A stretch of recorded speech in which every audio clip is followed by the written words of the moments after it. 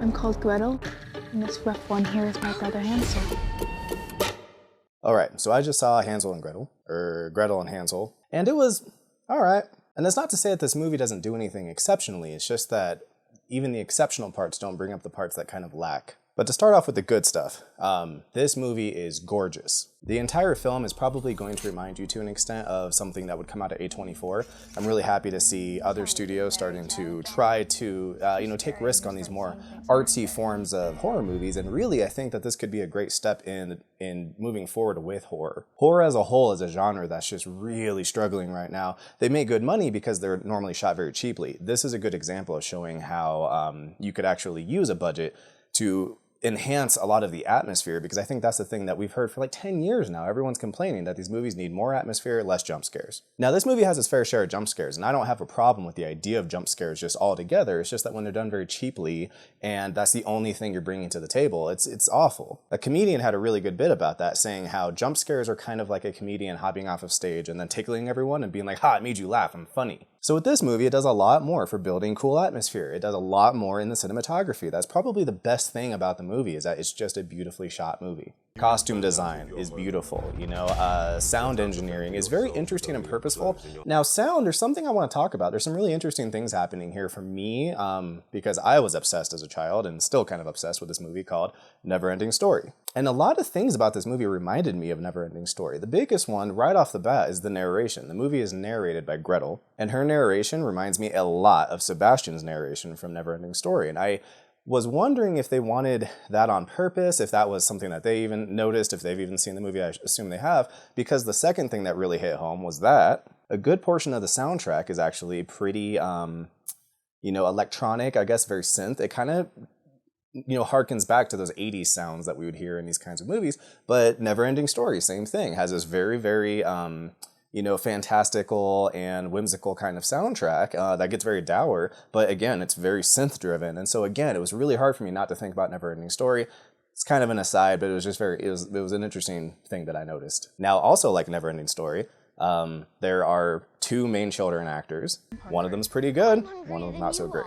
And again, performances-wise, it's not necessarily that, these kids were either needing like Oscar recommendations for being so great or needing a Razzie for being so bad. I think to an extent, there just wasn't a heck of a lot for these kids to do. I don't know. I guess any of the complaints that I have about the Gretel character have more to do with the vision of the movie itself and me really buying into that. She makes a couple of decisions throughout the movie that don't, she makes these kind of heel turn, face turns that seem to just not have a heck of a lot going on behind them. And so I don't believe them most of the time. And then with the younger actor, I think really it's just a matter of him being very young. They wanted him to be cute, they wanted him to be naive, and he's, comes across as naive. He's not super annoying, but I'm constantly reminded while watching him that he's acting. And so that really kind of took me out of the movie. And I'm not mad at the kid. He's a kid. So I'm sure in the future, we'll see what happens with this guy. But for now, it's just, I don't know if more takes were necessary. Now, to counter that, the lady who plays the witch was actually really great. I loved that they actually tried to make her charismatic. In a lot of movies like this, I feel like the main big villain is normally very stoic and dour, and there's not a lot and you can't read them. And with her, it was really great because part of what made you not be able to read her was that seriously half the movie, I was kind of just on her side. I was like, yeah, these kids should hang out with her. She's pretty cool. And some of that's reinforced by the fact that the world that they live in is really crappy, and that's a recurring theme that they keep trying to hit, which is supposed to help with the motivation of the characters. And what I mean by the motivation is just that the reason that these kids would trust this witch lady, even if they don't really trust her, but that they would give her a chance, is because the rest of the world they've experienced is so horrible. The difficulty I have is that because they needed to do so much world building so quickly, I felt like the story felt very rushed. That was probably my biggest problem with the movie. Is I constantly found myself being like, wow, we're already here? This is what we're doing now? Okay, so few things felt very earned. And the movie, by the time I was done, I felt like it had been a half an hour. It just feels very, very fast. There's especially a big kind of reveal twist that happens at the end that just feels literally pointless. It was like, what? It's, a very... M. Night Shyamalan kind of thing, just like, hey, twist for twist's sake. It didn't really do anything. It didn't add anything. It didn't change really almost anything. It was just, hey, here's this big twist, and you're supposed to guffaw, but it's like, you're just okay. And so what happened was I had this kind of, all right, I'll play, like, what's going on? Like, let's see where this goes. Nowhere. And the twist actually makes the original thing that you thought was happening, that just basically disappears in lieu of the twist. So then again, you're like, all right, so you just replace this one concept for this other concept, but all we did was ditch the old concept and not explain that one away. And then we have this new concept that is almost interchangeable with the old one. So it's just, you know, and then there's something that they do at the end that I liked. The problem is that I liked it because I just like this thing. And it's been done in other movies. I'll tell you what, we're going to kick into spoilers. So real quick, with that twist thing that I didn't like very much, it's just that what they do is, the story starts off with that we already know about this witch because she was this little girl who was imbued with these powers and she turned out to be evil. It feels exactly like Samara from The Ring. So they go to get rid of this girl, right? Like Samara. Well, then what happens is we find out at the end that this witch that we've been dealing with, that we assume is that little girl grown up, it's not. It's her mother. And her mother knew that she was evil, so she sent her away. And then all she says is that she never really left. She was with me in my dreams or something. So we don't really know what the hell even happened to that old little girl. So it's like, okay, what's the point? And then we find out, okay, well, the witch this whole time has been the older mom. But again, like, for what? Like, it just doesn't change anything. She just might as well have been the little girl. Like, what does that change? All you did was swap one character for another. It just doesn't do anything. The other thing I wasn't a big fan of, well, that's the thing, is I was, and I'm not, because I felt like it was kind of cheap and just didn't do anything for the movie, but I liked it automatically because I just like when they do this in movies. Gretel ends up basically replacing the witch after she kills her. And, you know, she's kind of talking about how her, you know, she's going to control her destiny and she's going to move forward into, you know, wherever she goes. And it ends off on this kind of doubt, like this kind of creepy note of like, uh-oh, she's going to turn, you know, potentially evil. We don't know, but it gives that nod. And that's kind of a neat concept, but it's just been done better in movies that earn it better. Even so far as the witch has black fingers the whole movie, which is really funny that no one brings that up, especially this little boy who has no filter, never once was like, well, your finger's black.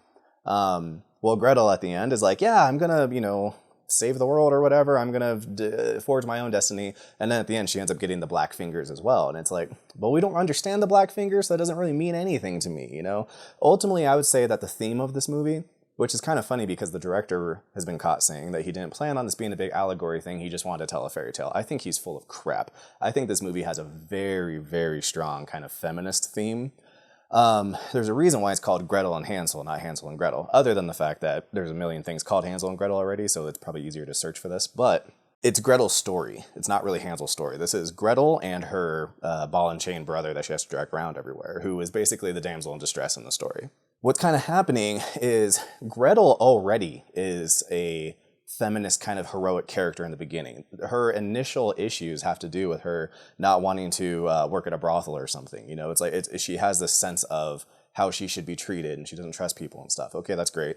And then she's met with the witch, who the witch is basically what, you know, certain people would call like a feminazi. It's like she takes the it's not just a matter of being equal as a woman to a man. It's men should fear us. You know, we have all of the power and we can do anything that we want. And so she's kind of trying, it's a very, you know, Emperor Palpatine kind of come to the dark side of feminism kind of storyline. And at the end, Gretel ends up killing her and just kind of finds out who she is and wants to make her own decisions. She's not going to go and do what the world wants her to do, and she's not going to do what the witch wants her to do. That's fair. So she kind of finds her own. So yeah, it's a total coming of age kind of like, you know, feminism, like being a strong woman kind of story. And it's not done in a way that I think is actually very preachy and annoying. I'm not saying this as necessarily a negative. It's just interesting that the movie does seem to have such a strong theme that the director is kind of trying to pretend like they're, oh, that wasn't on purpose. And it's like, well, I mean, like, you really had to go out of your way to write a lot of the dialogue in the movie. So ultimately, my biggest takeaway is that it was fine. You know, rent it.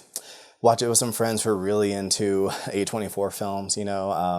I just, you know, these are the hardest kind of movies to review because they're not amazing. I can't go on and on about how great they are, and they're not terrible, so they're not like funny, you know, bad or anything like that.